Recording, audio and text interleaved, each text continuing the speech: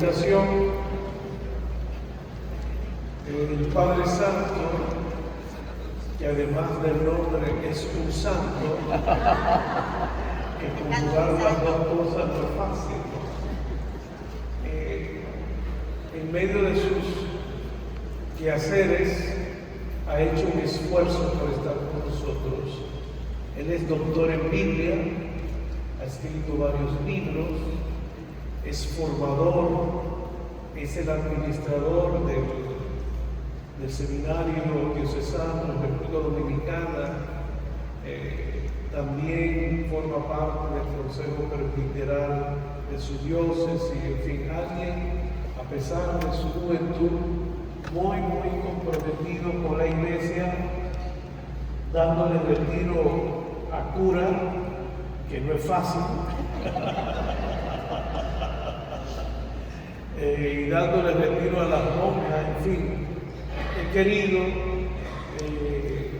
traerlo, él me acompaña siempre, para que compartamos este tema. La palabra de Dios en los labios de las mujeres, las profetizas, porque vivimos en una iglesia machista. Entonces hay un desconocimiento de la palabra de Dios. Y en estos días el Santo nos va a ayudar a conocer grandes mujeres que le sirvieron a Dios, grandes mujeres que cumplieron un rol protagónico dentro del proceso de la revelación, ¿no? Entonces eso es importante, ¿no? Y la iglesia, la gran mayoría, son mujeres. Y al que seguimos, Jesús, le dio un valor grande a las mujeres, ¿no? Lucas dice que algunas mujeres lo acompañaban, y eso es mucho, y que lo acompañaban, que lo asistían con sus bienes, ¿no? Que era amigo de Marta y María. En una etapa de la iglesia, acuérdense que estos foros que yo hablo acá son foros de estudio, ¿de acuerdo?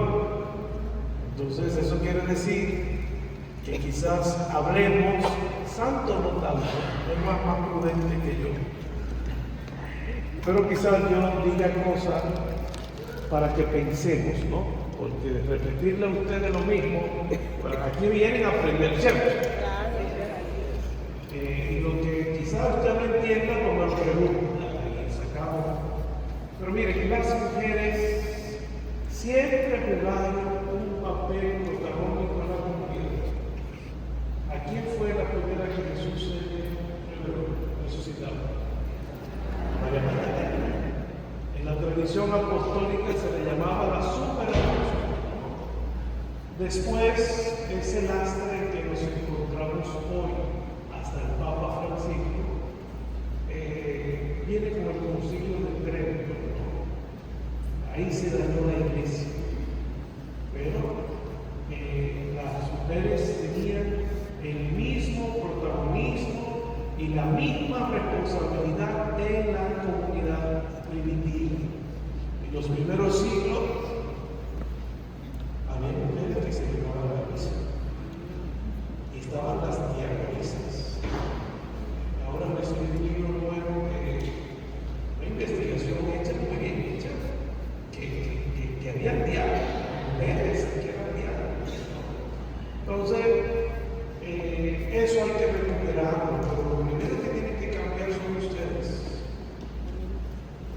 Porque algunas veces ustedes mismos, las mujeres, se autodestruyen. No. Gracias a Dios vino el Papa Francisco y le dio espacio a que las mujeres formen parte del gobierno del Vaticano. Por ejemplo, la administradora, la alcaldesa del Vaticano es una mujer, y la que dirige el dicasterio para la vida religiosa es una mujer, y hay 4 mujeres ahora que están en el dicasterio de los obispos, que eligen los obispos, ¿no? Entonces, el Papa Francisco dio unos pasos y León XIV la confirmó a todas. Incluso alguna la subió de rango. Por lo cual vamos a ver el recorrido teológico como Dios usa estas mujeres.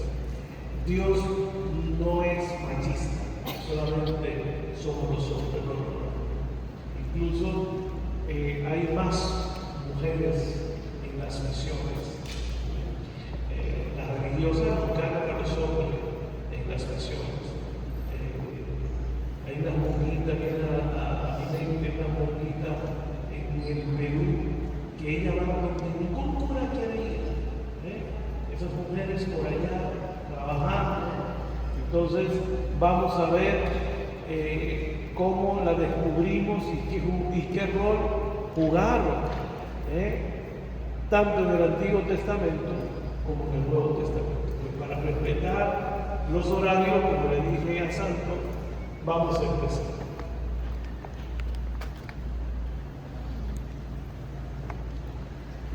Bien, buenas noches.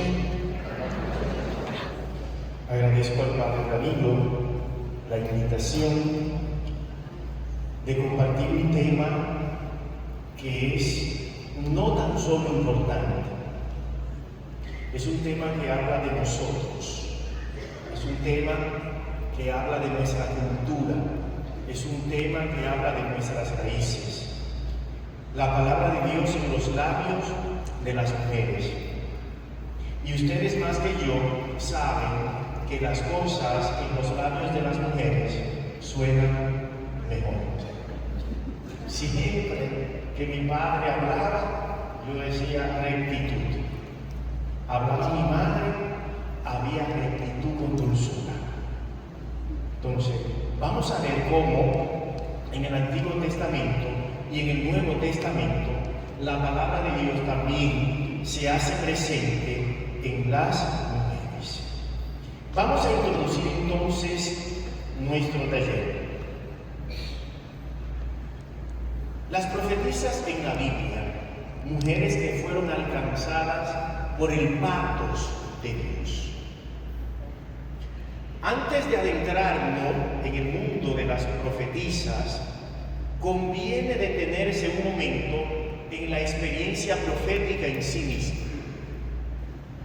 En las Sagradas Escrituras, el profeta aparece ante todo como una persona alcanzada por Dios. Es alguien a quien la palabra de Dios le acontece. Es alguien que se siente tocado, herido y orientado por una presencia que le desborda. El profeta entonces es una persona, la profetisa es una persona alcanzada por Dios. Fíjense que tan solo no es anunciar y denunciar, es una persona herida y reorientada por Dios. El término hebreo para designar profeta es Naví, que designa a la persona llamada, convocada. Es aquella persona que se ha puesto a los pies de Dios para escucharle. Y no tan solo escucha una voz, sino que participa de los mismos sentimientos de Dios. Por ejemplo, a lo largo del desarrollo bíblico, encontramos a un Jeremías. Jeremías 1:5. Antes que te formara en el vientre de tu madre te conocí, te constituí profeta de las naciones. Por eso, como el profeta experimenta los sentimientos de Dios, entonces las imágenes que describen las narraciones proféticas tienen siempre fuego, temblor, visión y sobrecogimiento interior. Veamos, por ejemplo, un profeta Isaías. El profeta Isaías tiembla ante la santidad de Dios. Ay de mí, estoy perdido, un hombre de labios impuros, han visto a Dios. Jeremías se estremece y se resiste. Dice, mira que yo no sé hablar, yo soy un muchacho. Ezequiel cae rostro en tierra. Todo esto, ¿por qué? Porque el sentir de Dios por el mundo, por la humanidad, cuando llega el profeta, es una fuerza que lo supera. Así entonces, nosotros hablamos del pathos divino. ¿Qué es el pathos divino? Es el sentimiento que Dios siente por la humanidad. Es el amor de Dios que quiere, en última instancia, salvar al ser humano. La Escritura revela que Dios ama, que Dios se conmueve, se indigna, se compadece, que Dios espera. Recordemos el texto de Éxodo 3:7. He visto la opresión de mi pueblo, he escuchado su clamor, conozco sus sufrimientos. Ahí está el verbo hebreo yadá, que implica un conocimiento de experiencia. Como dice Oseas 11:8, mi corazón se revuelve dentro de mí, se conmueven mis entrañas. Isaías 49:15. ¿Puede una madre olvidarse de su criatura? Pues aunque ella se olvide, yo no. El Dios bíblico es un Dios que siente, que camina con el pueblo y que va experimentando los sentimientos. Y desde ahí tenemos entonces que la profecía nace cuando la existencia queda expuesta a Dios, cuando la persona es alcanzada por una presencia que la desinstala, por una presencia que la desubica, por una presencia que la hiere. Desde ahí la persona se convierte ¿en qué? En testigo, en profeta. El pathos entonces menciona lo que Dios siente.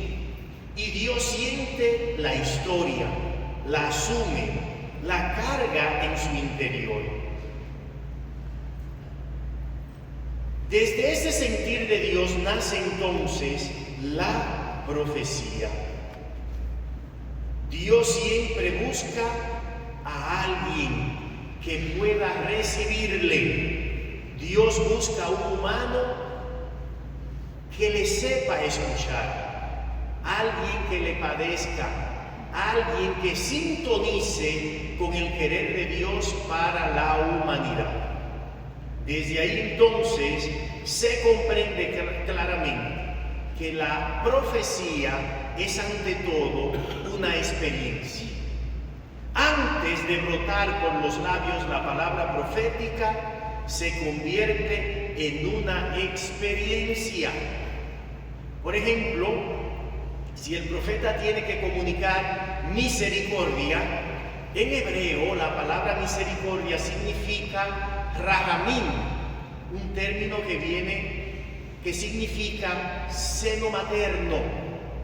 Dios le hace experimentar al profeta que su amor por el mundo, es un amor interior que se gesta en el dolor y en la esperanza de un pueblo que tiene que ser salvado. Tenemos entonces que el profeta es aquel que se introduce en el espacio de Dios.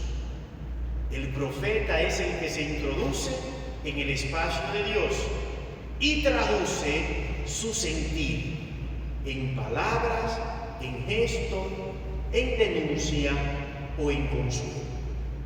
El profeta expresa eso. Y pudiéramos nosotros decir, desde esta clave y las profetisas, viendo que Dios siente por la humanidad, viendo que Dios tiene sentimientos que expresa en todo el caminar del pueblo, entonces se abre una mirada profunda para comprender a las profetisas.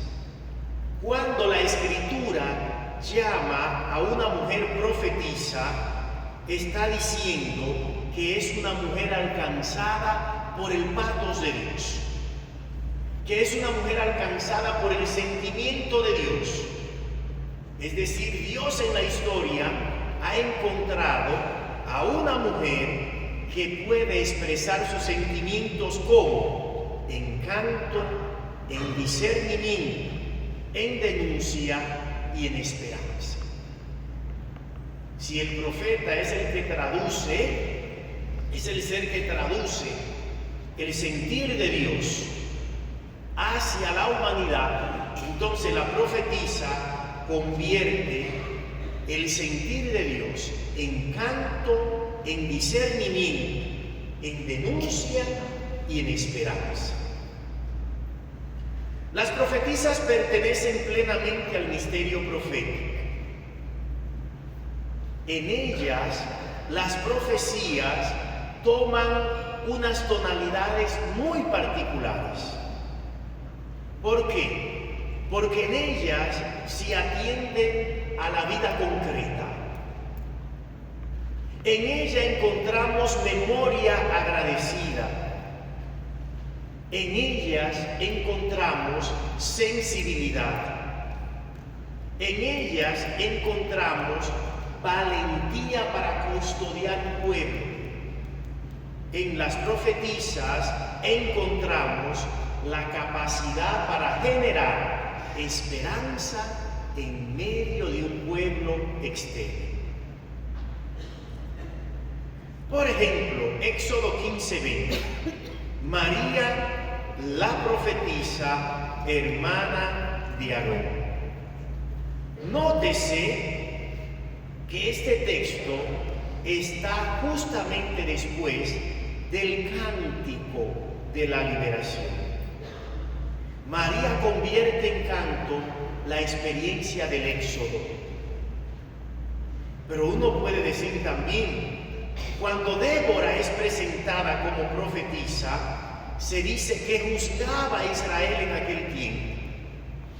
Ella aparece como una mujer que es capaz de leer la historia desde el corazón de Dios e imparte justicia. También encontramos a una Hulda que pronuncia el juicio del Señor en 2 de Reyes 22. La Escritura reconoce en ella la conciencia viva que despierta la conciencia del pueblo. En el Nuevo Testamento esta dinámica también se confirma. Dice el profeta Joel: derramaré mi espíritu sobre toda carne, profetizarán sus hijos y sus hijas. Eso está presente también en el libro de los Hechos de los Apóstoles. La profecía entonces se despliega como una forma del Espíritu. En el derramamiento del Espíritu, las mujeres emergen como sujetos activos de la palabra de Dios. No eran un trasfondo para adornar la palabra, eran sujetos activos de la palabra de Dios. Y por eso, aunque ha habido muchas veces un olvido en la historia, siempre se ha dicho que la mujer tiene la capacidad más grande para acoger al otro. Y por eso María acoge al gran otro, con O mayúscula. Y esta capacidad permite que nosotros podamos ver y estudiar a las profetisas en este tiempo. Nos va a guiar entonces una pregunta. ¿Qué sucede cuando el sentir de Dios atraviesa la vida de una mujer? ¿Qué formas adopta la profecía cuando se encarna en historias concretas? Cuando es marcada por la relación, la vulnerabilidad, la fidelidad, la gestación, por el riesgo y por la intercesión. ¿Cuáles son las formas que adopta la profecía en este tiempo? Nosotros en este taller queremos 5 días, 5 regalos nos vamos a dar. Todo esto para ver y escuchar cómo el patos de Dios se vuelve canto en Miriam, cómo la profecía se vuelve discernimiento en Débora, cómo la profecía se vuelve conciencia activa en Huldah, cómo la profecía se vuelve valentía en Esther y Judith, cómo la profecía se vuelve canto en María, espera en Ana y anuncio en las hijas de Felipe. En última instancia, este taller quiere confrontarnos a nosotros, tanto hombres y mujeres de este tiempo. Si el profeta es aquel que se deja alcanzar por Dios, si la profetisa es una mujer alcanzada por Dios, entonces la profecía tiene que seguir naciendo en este tiempo, siempre y cuando yo le dé espacio para que Dios toque mi vida, para que Dios hiera mi vida y para yo convertir el sentir de Dios en expresión profética. Con esta introducción pasaríamos entonces a contemplar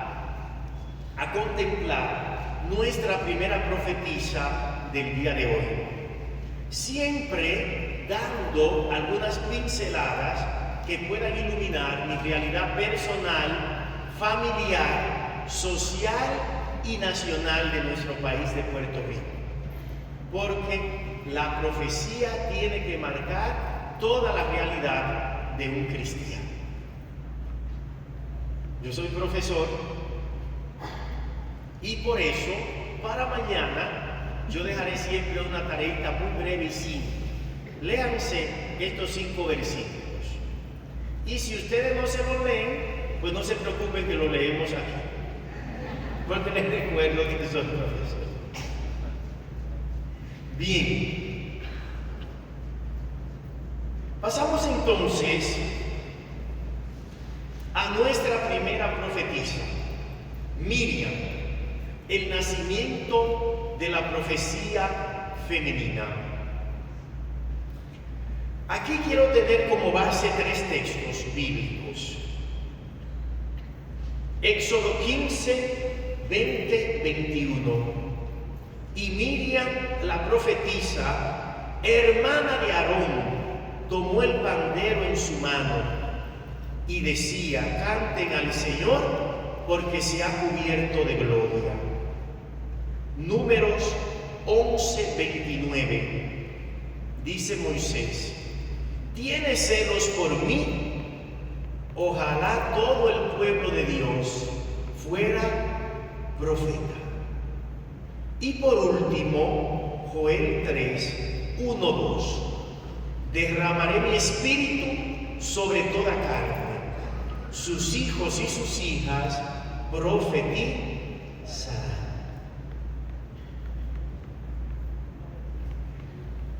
Empecemos primero por el nombre. El nombre de Miriam, nosotros también lo traducimos por María, contiene una densidad teológica fuerte. Está vinculado al término hebreo marar, que significa amargar. El nombre de Miriam entonces evoca sufrimiento y aflicción. ¿Dónde estaba Miriam? Estaba en Egipto. Ella cuando nació en el momento en que el pueblo sufría y que el pueblo era afligido por el poderoso Egipto. Pero también este nombre tiene un origen egipcio y viene de la raíz que significa amar y sugiere a la vez la condición de la amada. Ya el nombre de Miriam nos está expresando a nosotros la realidad que tiene Dios con su pueblo.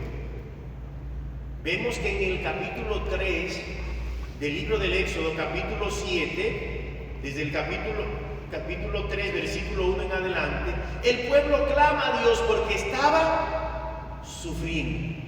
Y Dios entonces devuelve con amor liberando. Miriam es la hermana de Moisés. Y las dos resonancias de su nombre están mezcladas en su historia. Miriam nace en el tiempo en que se le amargaba la vida a los egipcios, a los hijos de Israel. Y sin embargo, después del paso del Mar Rojo, ella se convierte en la profecía del canto y de la danza. La profetisa del canto y de la danza. Eso tiene una fuerza ya emblemática y existencial para nosotros. Puede ser que nuestra existencia, nuestra realidad, nuestro nacimiento, nuestro país esté marcado ¿por qué? Por el sufrimiento y por la aflicción. Ahora, una profeta y un profeta nunca deja de cantar. Nunca deja de elevar el canto. ¿Por qué? Porque la vida de Miriam no dependía solamente de la memoria de la esclavitud. Ella dio paso a la alabanza y convierte la amargura ¿en qué? En gozo de alguien que fue amada por Dios. Por eso su canto y su voz revelan revelación. El nombre de Miriam, ya su origen etimológico, nos dice a nosotros que Dios no niega el dolor, pero que lo atraviesa y lo transfigura, lo cambia, lo convierte ya en resurrección. Pudiéramos nosotros seguir la noche entera solamente meditando el nombre de Miriam. Fíjense ya cómo alguien desde el nombre empieza a profetizar. En el día de hoy, nuestras culturas, yo que vengo de la República Dominicana, muchas veces le estamos colocando unos nombres a los niños y a las niñas que no están cantando profecías. Necesitamos entonces volver a redescubrir la importancia del nombre.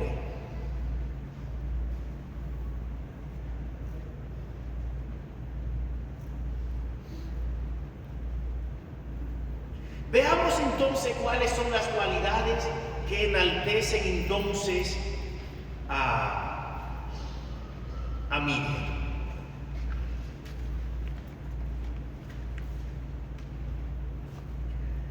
Primera cosa, Miriam es una mujer de memoria pascual.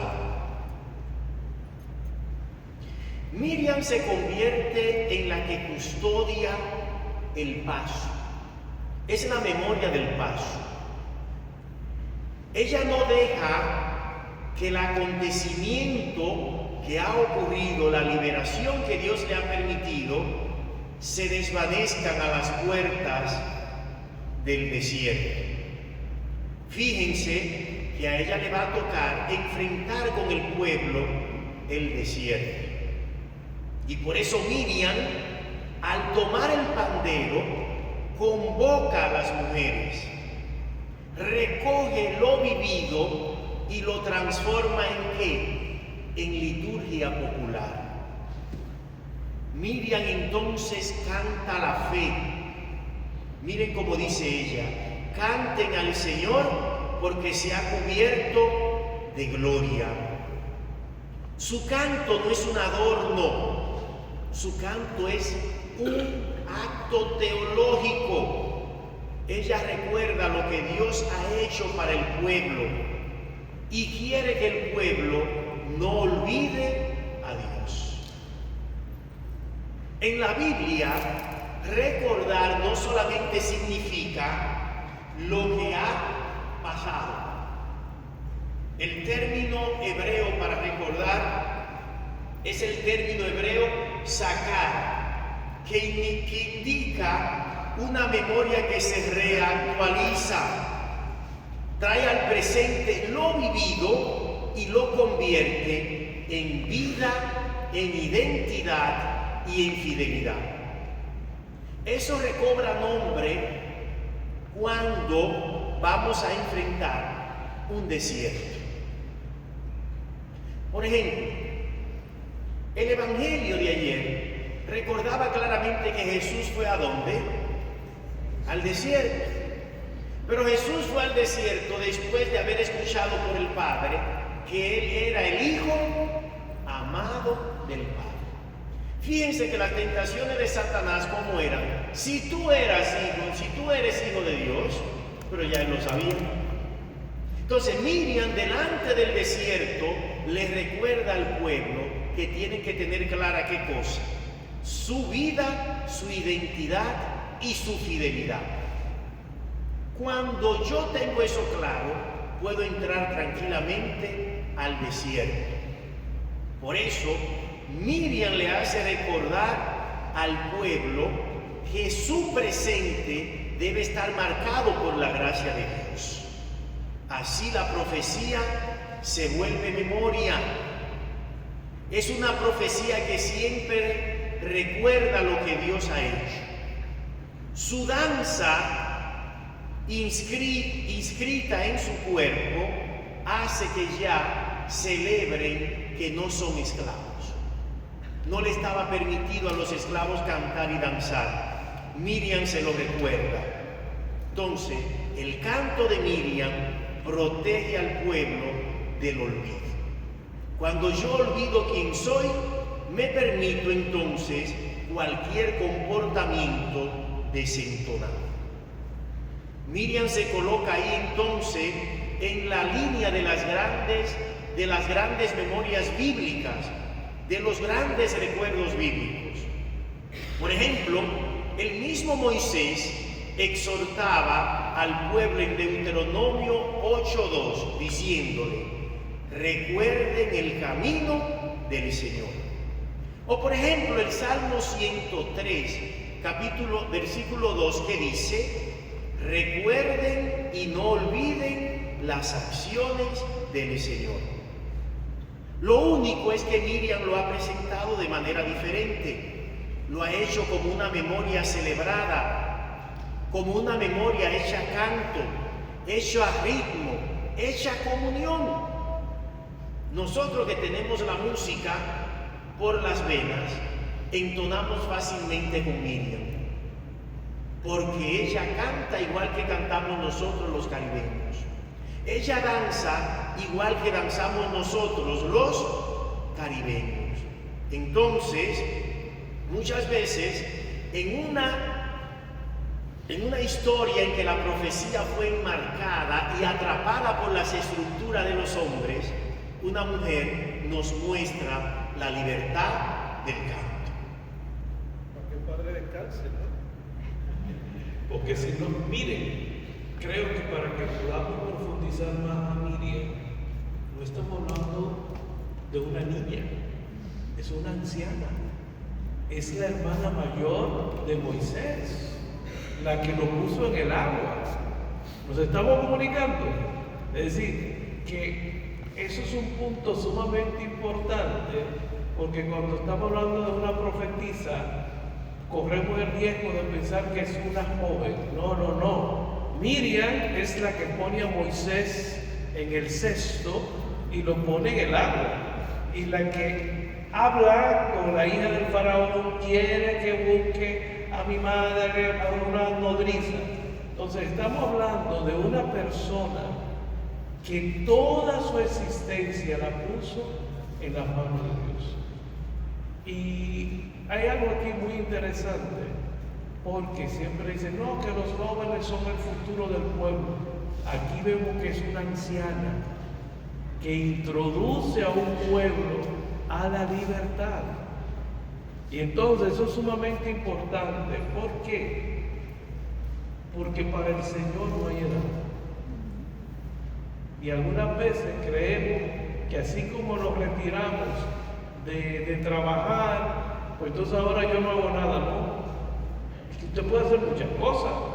Miriam era una anciana y bailaba en un solo pie, seguro, y es la que le devuelve la alegría a un pueblo que ha sido esclavo y lo introduce en la libertad de los hijos de Dios.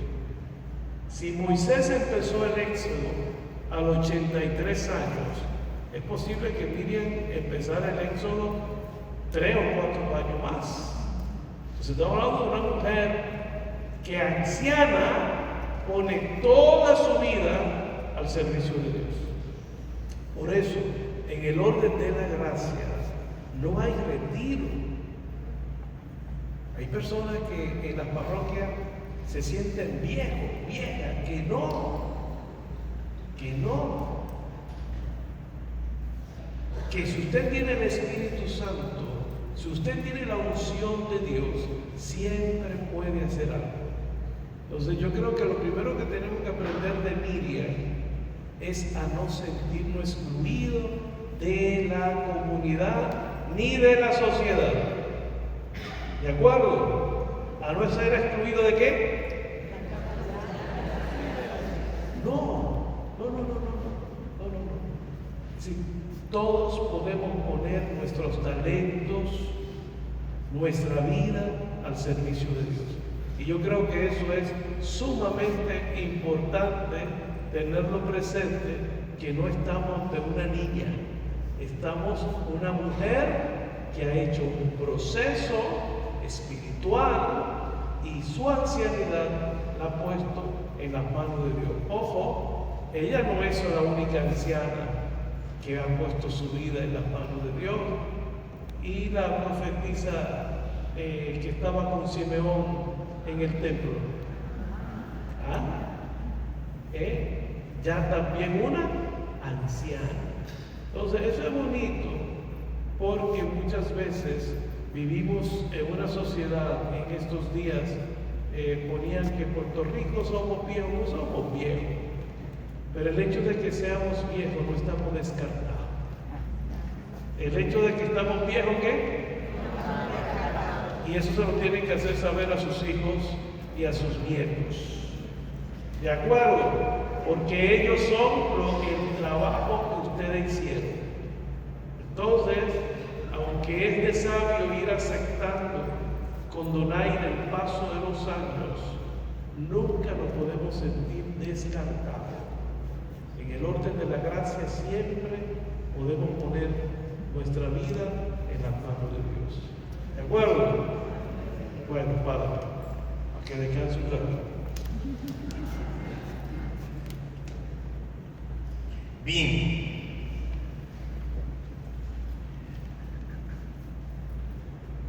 Segundo punto entonces de Miriam, mujer de alabanza encarnada.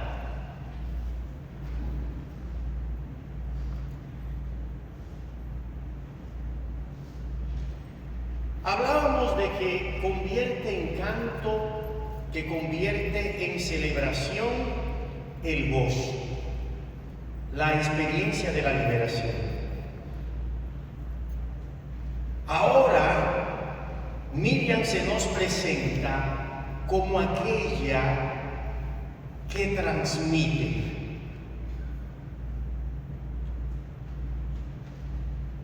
En la Biblia, el canto profético no solamente transmite conceptos, sino que transmite el estado del alma. Por eso los grandes momentos de la historia de la salvación terminaron con cantos, con himnos. Fíjense el Cántico del Mar, que es el que precede a Miriam, el Magnífica, María cuando recibe la encarnación, el Benedictus. Recordemos el canto del Apocalipsis. Cantar es la manera en que yo tengo de hacer que mi profecía se haga audible. Decía San Agustín, cantar es propio de quien ama. Miriam ha visto un amor que es capaz de vencer su sufrimiento y su opresión. Y por eso ahora desde su corazón convierte la profecía en canto. Miriam hace sentir al pueblo lo que Dios siente. La liberación en ella se vuelve alegría compartida. Miriam contagia. Desde ahí el pueblo empieza a vivir lo que ha recibido. Algo importante de Miriam es que Miriam convoca. Aquí tenemos que tener también el inicio, ya el padre le mencionaba algo, del libro del Éxodo. En Éxodo 15:20, todas las mujeres salieron tras ella. Ahora bien, Miriam y las mujeres ya habían tenido un papel preponderante en Egipto. Recuérdense que el faraón quería destruir o acabar con el pueblo de Israel. Y cuando una sociedad quiere acabar o quiere acabarse, empieza a atacar a los niños y a los ancianos. A los ancianos se le estaba poniendo trabajo pesado. Pero ¿qué se le dice? En mi país se le llama comadrona, no sé si me entiende el término acá. ¿Qué se le dicen a las comadronas? Que a los niños al nacer fueran asesinados antes de salir del vientre. Sin embargo, aquellas mujeres que sabían de vida y que gestionaban la vida no se dejaron presionar por la norma que dictó el faraón. Las mujeres saben de la vida. Y entonces, allí, antes de asesinar, los niños ya estaban nacidos, eran mujeres fuertes. Miren cómo dice el texto, las hebreas son mujeres fuertes. De allí entonces viene la experiencia de una mujer fuerte que convoca. Es la mujer que sabe enrolar a otros en sus ideales. Por eso Miriam genera comunión, despierta interés. La sociedad en el día de hoy quiere vivir las experiencias privadas. Incluso la gente no quiere ya ni venir muchas veces a la iglesia. Dice, no, porque yo puedo vivir una fe privada. Los principales problemas de nuestra sociedad de Puerto Rico tenemos que enfrentarlos, pero cada quien luchando por su esquina no consigue nada. Miriam, cuando canta, es capaz de convocar a otras para que se unan. Es la mujer que no separa, ella aglutina. Su carisma hace que el pueblo pueda responder a lo que Dios ha hecho. Y si el Padre decía lo importante que son los viejos y las viejas, recordemos las palabras del Papa Francisco en Colombia, cuando decía claramente, la iglesia crece por el ímpetu de la juventud y por la experiencia de los mayores. Digamos nosotros, Puerto Rico va a crecer cuando se tenga en cuenta el ímpetu de la juventud y la sabiduría de los mayores. Miriam entonces es la mujer que saca del aislamiento. Es la mujer que en vez de encerrar, rompe los escenarios estériles. Fíjense que el verbo salir a nivel bíblico es un verbo de mucha carga. ¿Por qué? Porque dice, yo salgo de mi dinámica para entrar en la dinámica de Dios. Miriam entonces es la mujer que crea un espacio profético circular. Cuando los profetas hablan directamente de manera vertical, Miriam es capaz de involucrar a otros y a otras. Miriam entonces es la inspiración. Hay gente que canta solo y lo hace muy bien. Sin embargo, ella canta y multiplica. Ella canta e irradia. Ella canta y despierta. Hace unos años, en Brasil, un sacerdote escribió un libro que se llama La Iglesia duerme, porque él decía que hay grandes problemas en la sociedad del día de hoy y muchas veces nosotros estamos durmiendo. Un monje respondió con otro libro desde arriba al sacerdote diciéndole: la iglesia no duerme, la iglesia ronca. Graciosamente el monje decía: muchos de nosotros, ante los problemas de la sociedad, decidimos roncar para que no nos despierten. Miriam aquí se presenta como la mujer que despierta, como la mujer que ve la realidad, lo que el pueblo está pasando y no se lo esconde en un canto para ella sola. Es el canto que se comparte y que irradia a otros. Pongamos nosotros ejemplos palpables de nosotros como creyentes. En nuestra casa, en nuestro sector, en nuestros edificios, nosotros no podemos encerrar la alegría de un Dios que nos ha llamado, sino que tenemos también que compartir. Esto es bonito porque decíamos que Miriam recibió la vocación profética. Ella recibió el patos de Dios y no tan solo lo transforma en palabra, sino que lo transforma en un gesto que congrega, en un gesto que une, que crea comunión. ¿Cuántos signos en el día de hoy no quieren separarnos? ¿Cuántos son los signos que nos llaman al individualismo? Un profeta en el día de hoy entra en el movimiento de Dios y convoca, porque solamente en la comunión tantas personas dispersas pueden unirse. Fíjense, hay gente que tiene memorias rotas, que necesitan a alguien que le convoque para que encuentren no la memoria rota, sino la memoria de Dios. ¿Cuánta gente que tiene en el día de hoy la esperanza cansada? Uno toma la prensa y constantemente uno ve personas que están sumidas en la depresión. Y uno dice, ¿qué hacer? Necesitan una voz profética que les cante para que puedan unirse a ese canto.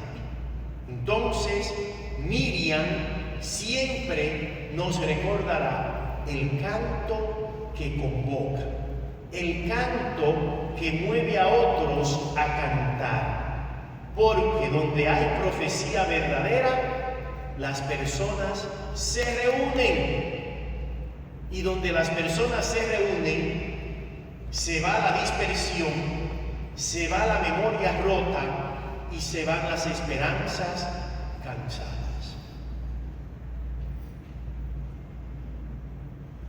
Miriam nos recuerda por medio de su canto que el lenguaje de Dios tiene que afectar al ser humano. Por eso, Dios, que se revela a Moisés y se le revela con un nombre, también se le revela con una mirada. Esa mirada es comprendida por una mujer que se deja afectar por una mujer que sabe comunicar compasión. Aquí Miriam sintoniza interiormente con Dios y lo hace desde su propia voz. Ella hace que el pueblo recuerde y coloque el corazón en Dios. Por eso el fuego profético de Miriam se convierte en música.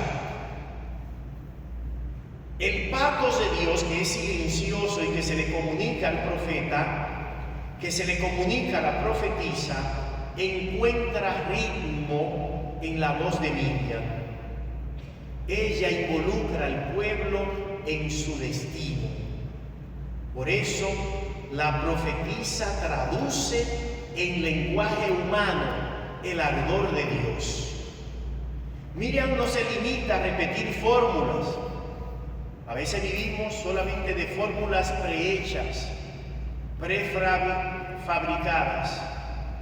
Miriam asume el acontecimiento de Dios y lo convierte en una expresión sensible, en algo que se puede escuchar. Antes que explicar a Dios, ¿qué hace Miriam? Miriam lo hace cercano, lo vuelve audible, lo vuelve visible, lo vuelve compartible. En ella, la profecía se vuelve cercana, audible, visible y compartible. Este autor que le presento acá, Brueggemann, dice que la tarea profética es nutrir, despertar y mantener viva la conciencia. Eso es entonces lo que hace Miriam. Frente al miedo y a la esclavitud, ella hace surgir una nueva percepción de un Dios liberador, presente en el pueblo que se atreve a vivir la experiencia de un Dios que les ha liberado. Vamos a ver entonces cómo podemos traducir a Miriam a nuestra realidad del día de hoy.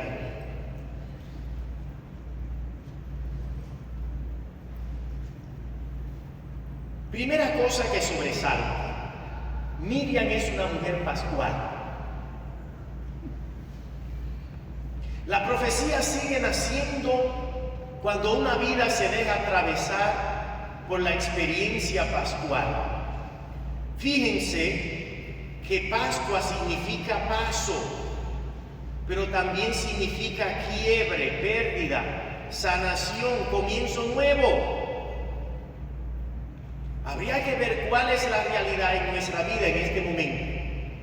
Y Miriam viene a decirnos que como profetas y profetisas nosotros tenemos que dejarnos atravesar por Dios, pasar, quebrar lo que haya que quebrar, sanar lo que haya que sanar y comenzar de nuevo. Fíjense que todavía en este mundo hay mares, entre comillas, hay grandes Egiptos que vienen y atraviesan nuestras vidas.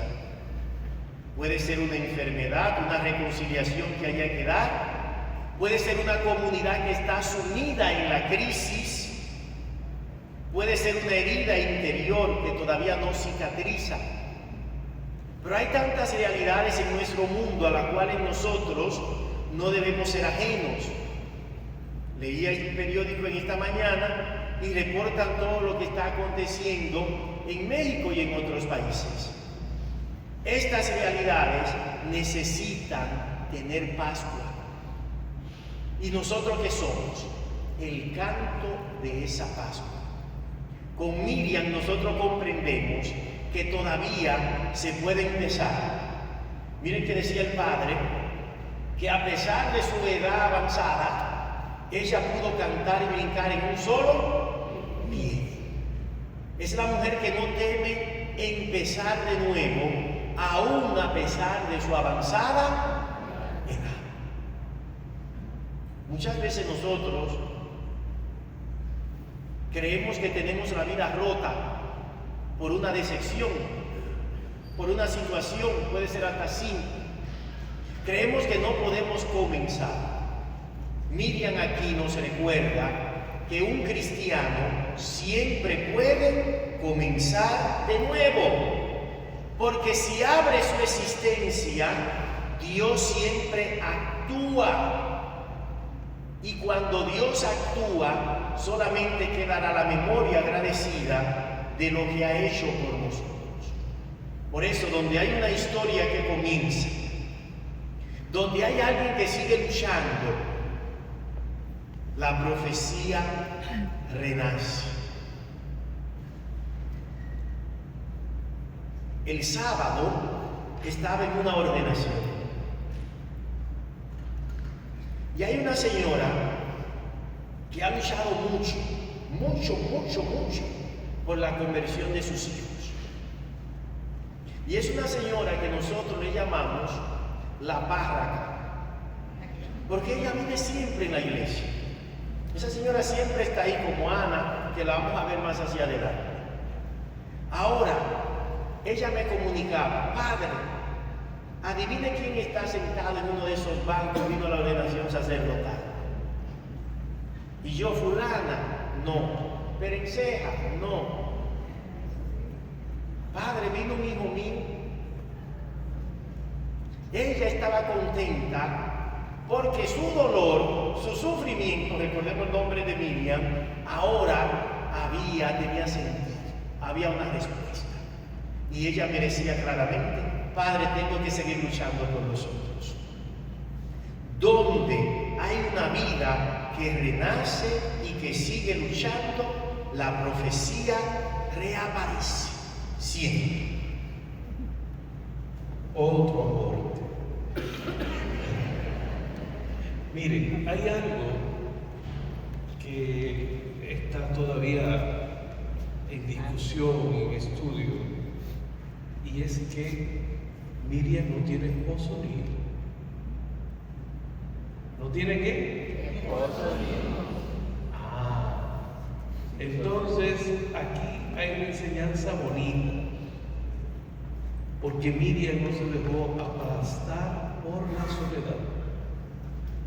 Y en ese tiempo, una mujer, acuérdense de Ana, la mamá de Samuel, morir sin hijo era una afrenta, era como que Dios no estaba contigo, que Dios se había olvidado de ti. Y aquí vemos una mujer que no tiene hijo, pero no se ve melancólica como Ana llorando en el templo: dame un hijo, dame un hijo, dame un hijo, dame un hijo. Sino que ella acepta que es su realidad. Y desde su realidad le sirve a Dios. Y eso es sumamente importante, porque Miriam no se dejó aplastar por la soledad. Uno de los problemas que tenemos en Puerto Rico, y eso vale para los varones y para las hembras, la soledad es parte de la existencia. Y la vida tampoco se mide si tenemos hijos o no tenemos hijos, si tenemos esposo o no tenemos esposo. Y decía uno a uno que los hijos son hijos de la vida. Y llegará un momento que los hijos se marchan. O tu esposo se muere o tu esposa se muere. Pero no por eso nos debemos dejar sumergir en la amargura, en la tristeza, en la desilusión, sino bailar como Miriam en un solo pie. Y poner toda la existencia ahora con más libertad: puedo entregarme a Dios. Y esto es importante que lo tengamos presente, porque uno de los problemas que tenemos en Puerto Rico son personas solas. En la parroquia tenemos 250 personas que llamamos, son como 250 por ahí, 3 veces a la semana, personas que viven solas por acá. Y hay mucha gente que se va al casino. Hay una viejita que no se apea de los cruceros, porque los cruceros tienen compañía, Y no sabía yo que si tú vas a un crucero y no tiene a nadie con quien comer, le dice al mozo y te buscan a alguien para tú compartir la noche. El que tiene a Dios no necesita nada. El que tiene a Dios no necesita nada. No. Eso es importante, porque Santo ya le ha puesto que vamos a ver estas mujeres, pero es para que nos ilumine la vida. Hay personas que se divorcian y creen que se le acabó el mundo, que no. O personas que los hijos crecen y se van, entonces se sientan como Penelope a llorar en el balcón, que no. Que la vida, a pesar de todo eso, tiene que sentido. Y ese sentido, y ese entusiasmo, y esas ganas de vivir, te la da cuando tú pones tus talentos, tus virtudes al servicio de Dios, al servicio de los demás. ¿Por qué Miriam no cayó en la melancolía y en la tristeza? Porque no se volvió en su trauma como la otra, llorando: Señor, dame un hijo que si me lo da, te lo voy a dar. No, Miriam siguió y se puso al servicio del pueblo, sin melancolía, sin tristeza. Hay un silencio, no se toca ese tema. En ninguno de los libros se toca. Le digo esto porque quizás muchos de ustedes ya están solos o vamos a estar solos. Y el testimonio más importante que ustedes le pueden dar a sus hijos y a la sociedad de Puerto Rico es que sabemos manejar la soledad. ¿Que sabemos qué? Manejar la soledad. Seguro. Seguro. ¿Por qué? ¿Ustedes recuerdan cuando Jesús le anuncia la pasión a los apóstoles y le habla de que quien come su cuerpo y bebe su sangre tendrá vida eterna? Dice el texto, desde ese momento no querían salir con Jesús. Y Jesús le dice a los apóstoles: si quieren se pueden ir, porque yo no estoy solo, el Padre está conmigo. Y si hay algo que nosotros en Puerto Rico tenemos que dar testimonio, es saber manejar esta realidad. Que nadie, dice Tito Rojas, nadie es eterno en el mundo. Es que es así. Es decir, todo lo que tú tienes al lado va a desaparecer. Entonces tú no puedes vivir la vida mendigando y deseando lo que ya no está, sino disfrutar la existencia por lo que tiene. ¿Qué tenía Miriam? Un pueblo. Se puso al servicio del pueblo.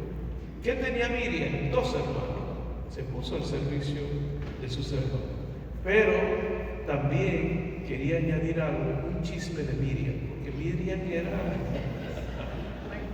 era fuerte. No sé si recuerdan que Dios le prohibió al pueblo de Israel casarse con extranjeras. Y entonces Moisés, que ya tenía 83 años, parece que vio una etíope y se casó con la etíope, con la negra. Entonces de ahí Miriam le cantaba: ¿qué será lo que tiene el negro?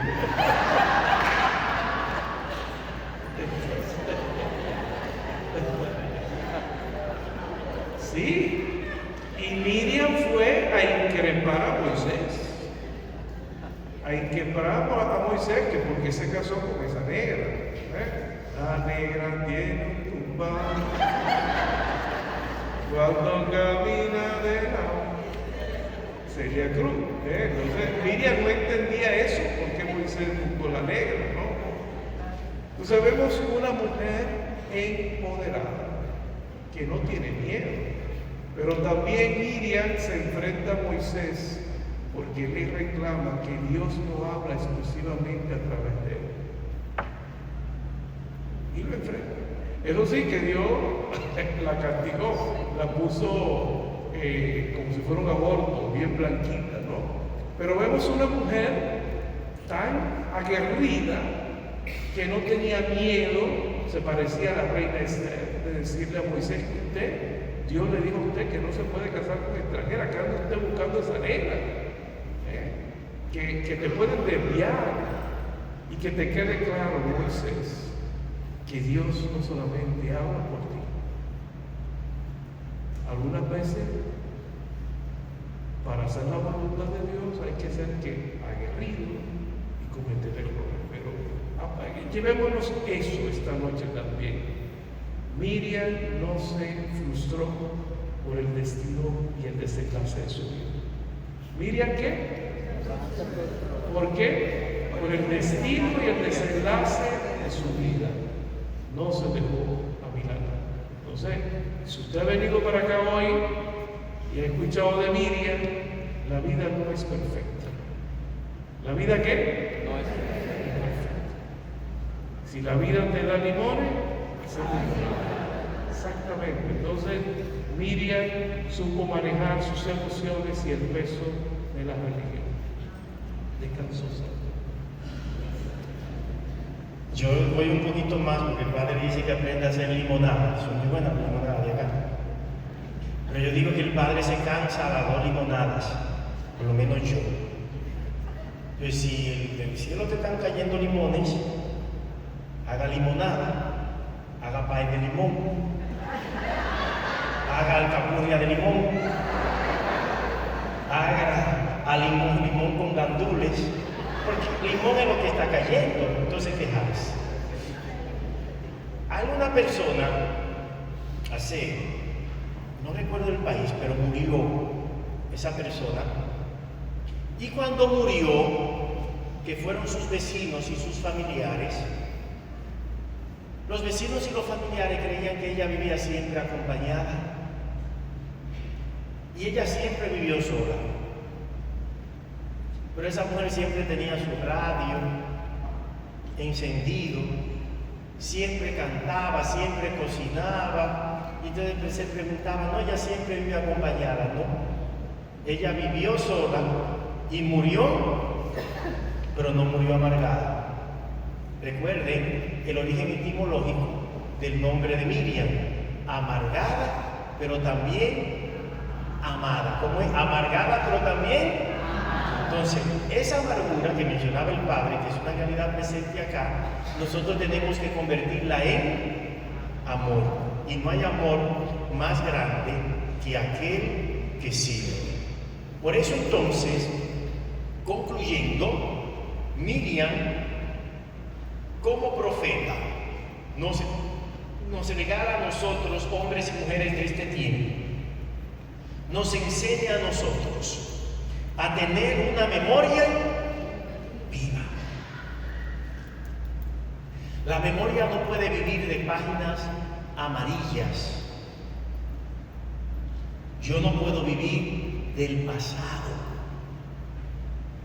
La memoria siempre tiene que ser viva en cuanto que el recuerdo me da la fuerza para seguir hacia adelante. Miriam también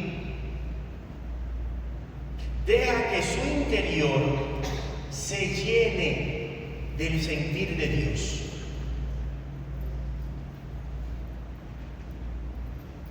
Cuando yo soy capaz de sentir por Dios, atiendo lo que Dios atiende. Cuido lo que Dios cuida. Defiendo lo que Dios defiende. Desde aquí entonces, como cuarto punto, nosotros tenemos que tener una palabra que despierte.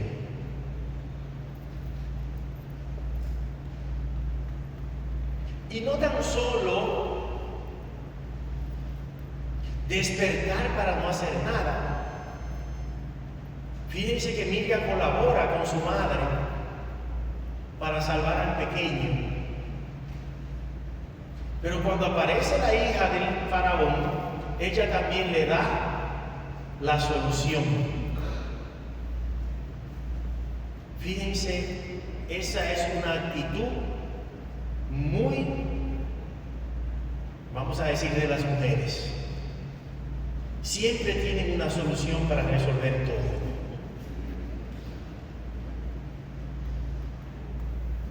Y por eso entonces, para despertar algunas realidades de aquí de Puerto Rico,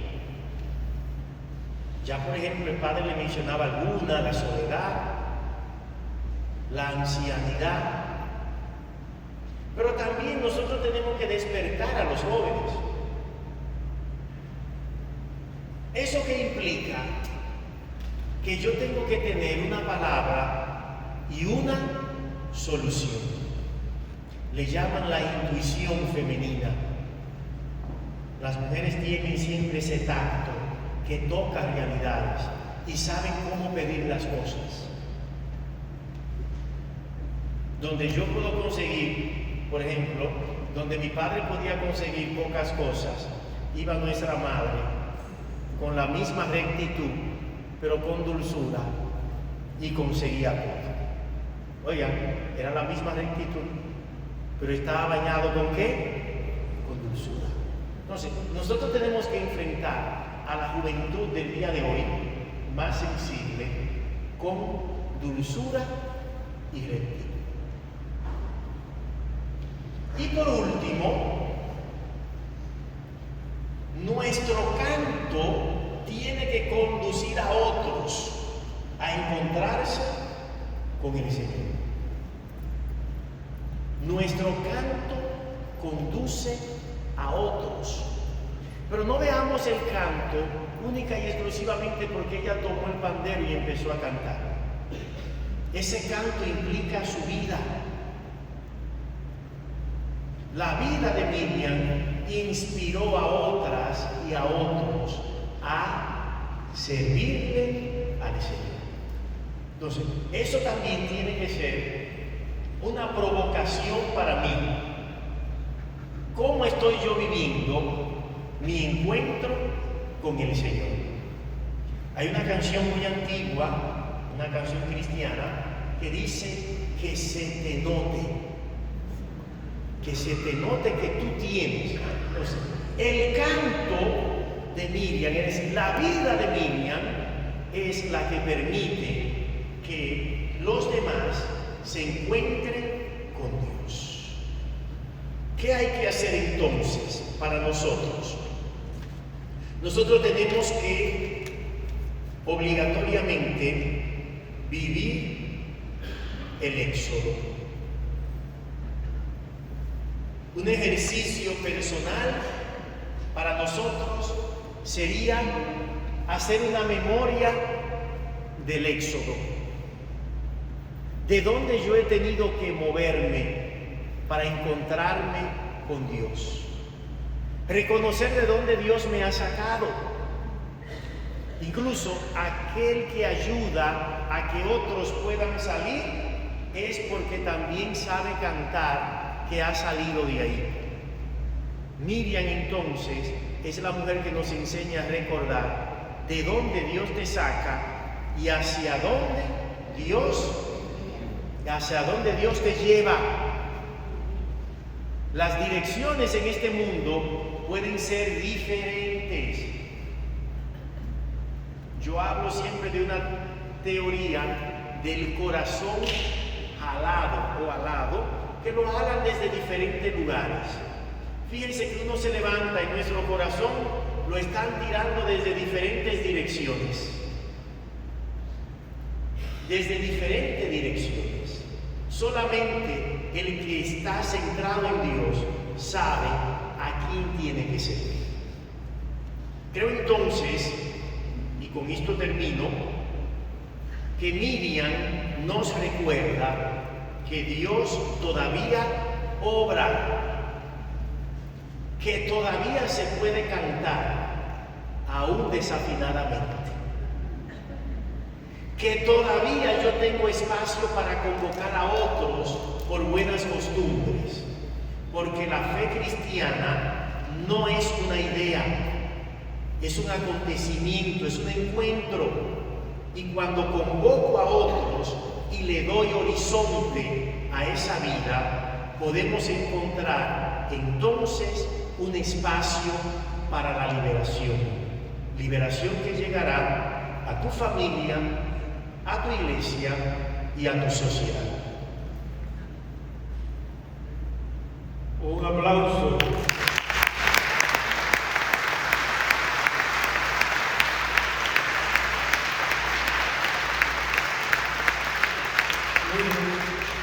Yo tengo un lema y que quiero que ustedes lo pongan en práctica, que lo pongamos en práctica, y es que lo que se inicia se termina.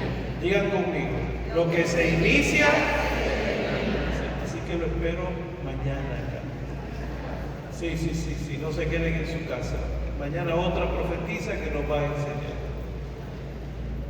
¿Qué quisiera yo aportarle de Miriam?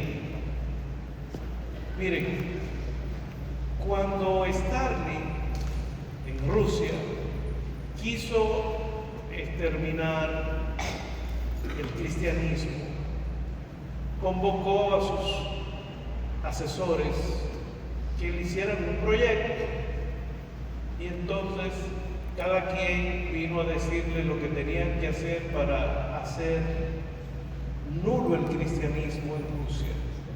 Cuando vinieron y fueron informándole, dijo él: ese proyecto que están presentándome no funcionará, porque para extirpar el cristianismo de Rusia tendrán que matar a todas las abuelas. ¿Tendrán que matar a qué? A todas las abuelas.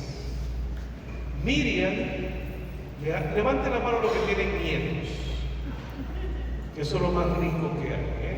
Los nietos tenían que nacer primero que los hijos, ¿cierto? Tenían que nacer primero y después. Ustedes tienen un reto, y es pasarle la fe a sus hijos, a sus nietos, porque sus hijos no lo van a hacer.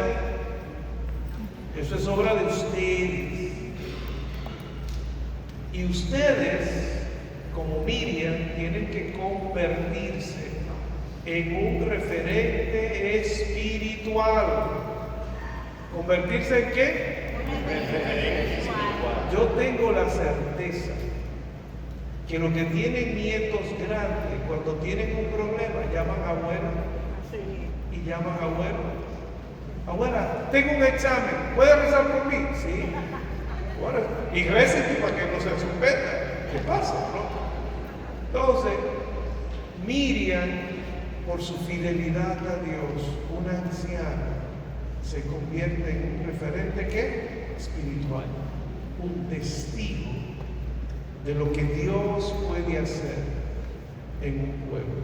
Así como Miriam introdujo de la esclavitud a la libertad al pueblo, ustedes con su testimonio pueden también entrar a su familia de la esclavitud a la libertad. Pero el mejor aporte que ustedes pueden hacer a los suyos es que vean a abuelo y a abuela felices. Que vean a abuelo y abuela ¿qué? Felices. Felices, como Miriam, bailando ¿qué? En un solo pie. Si ustedes entendieron hoy, y el que no cumpla esa penitencia se tiene que confesar conmigo. ¿Se tiene que confesar con quién? Con Padre. A partir de hoy, cuando sus hijos y nietos lo llamen a su casa: abuelo, abuela, ¿cómo está? Bien. Aunque usted se esté muriendo por dentro. Bien. ¿Cómo te va a decir? Bien. Bien, estoy bien. ¿Cuándo viene para mi casa? Esa pregunta no se hace. ¿Cuándo te va? Tampoco. ¿Que no me llaman? Tampoco. Porque usted tiene el primer amor, que es Dios. Y tus hijos, tus nietos, tus amigos tienen que sentir que ustedes son una persona realizada, felices. Primero por el tiempo que le ha dado Dios para vivir. El tiempo es un regalo, es una bendición. Entonces, ese es el primer aporte, eso es lo que nos lleva a Miriam, a que nos vayamos de aquí con alegría, con gozo, con determinación, a asumir la vida tal cual es, a no andarnos quejando tanto y convirtiéndonos en un referente de que la vida es posible si ponemos nuestra existencia al servicio de Dios y de los demás. Que Dios nos lo bendiga, Padre. y que Dios le conceda a ustedes esta noche, lo van a hacer, tomar conciencia de los dones que tienen, los dones y talentos que tienen. Y esos dones y talentos usted se los va a poner al servicio de su parroquia, al servicio de su familia, y serán unas personas felices. Padre, quiero destacar dentro de ustedes, hay una religiosa no la estoy viendo por ahí, María Eugenia. Ay, qué bueno que esté en el baño. Ahí viene. María Eugenia fue que me dio catequesis y me llevó a mí al seminario. ¡Aplausos!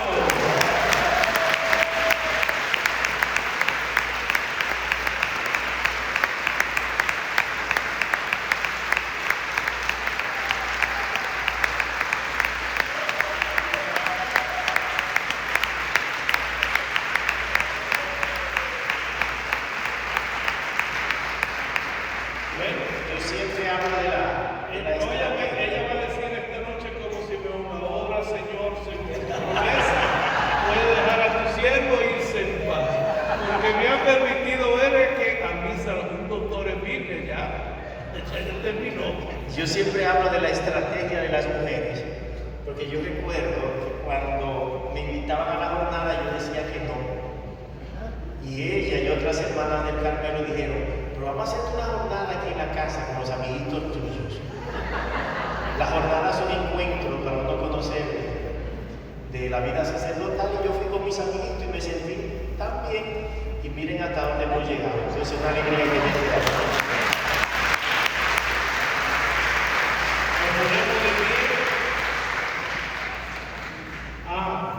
Otra penitencia, y ese pecado solamente lo voy a perdonar yo. A partir de hoy, cuando vayan a sus citas médicas, no hagan competencia de dolores, que se sienten allá en el consultorio y viene una vieja y empieza, me duele la cabeza, no, a mí me duele la cadera, yo no dormí anoche, tengo 5. Se acabaron las quejas. ¿Se acabaron qué? Las quejas. El que la incumpla viene contra mí. El Señor esté con ustedes. La bendición de Dios Todopoderoso, que es Padre, Hijo y Espíritu Santo, descienda sobre ustedes y permanezca para siempre. Podemos ir en paz. Me espero ver mañana e inviten a alguien.